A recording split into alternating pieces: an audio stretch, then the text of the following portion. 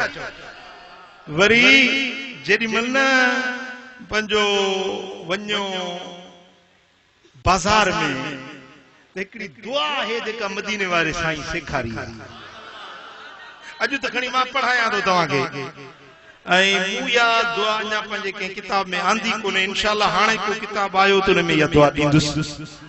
ऐ ता के इतलाब दींदुस या दुआ डाढी कम की साईं फरमाइन ता जेको मानू इने हदीस जो रावी सैयदना उमर फारूक रज़ियल्लाहु अन्हु फारूक आज़म रिवायत कई हबीबन करीमन फरमाया त जेको मानू बाजार में वने ऐ हिय दुआ पढ़े त कतबल्लाहु लहू अल्फ अल्फ हसना अल्लाह ताला उन जेला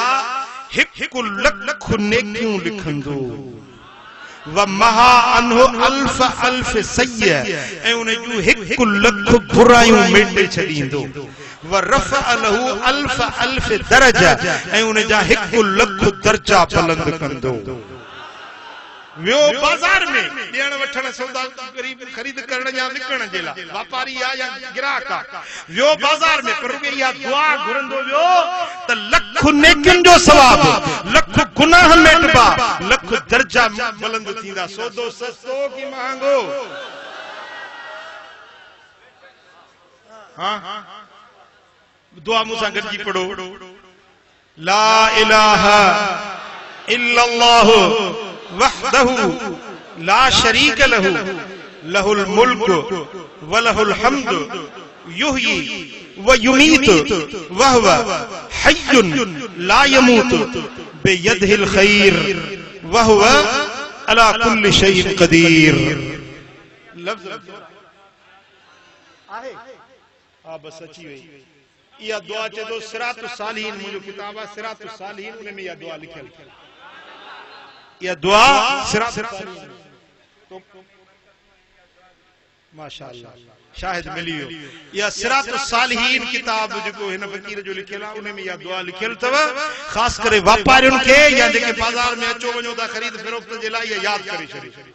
ये न त शाही बाजार हैदराबाद में या रेशम गली में वणो भली कंडियारे जी बाजार हुजे खड़ी मोरे जी हुजे खड़ी रभरे जी हुजे बाजार तो बाजार है ना जेम बाजार में वञो या दुआ पढ़ो तो रब्बुल आलमीन जल्ल शानु तवा के इन दुआ के बरकत सां लख गुनाह मेटबा लख ने क्यों लिख दियो लख दर्जा बुलंद थींदा हुल गोड़ शोर एकड़ा माण्हू दींदा के वठंदा एकड़न माण्हू जी आदत हुंदी आ खरीद करण विंदा तो होरिया गलाइंदा नरम गलाइंदा सौदो वठंदा दींदा नरमी सां हिकड़न जी वरी आदत हुंदी हुल्लू मचाइण ओ मुझे दे वारो कर ये कर हो घणो माण्हू जी आदत हुंदी है बाजार में शोर हुल्लू हंगामो घणो हुंदो आहे साईं फरमाइन था तो उन बाजार जे हुल हंगामे में जेको माण्हू अल्लाह जो जिक्र करे अल्लाह उन जो नालो पंजे वलियन जी जमात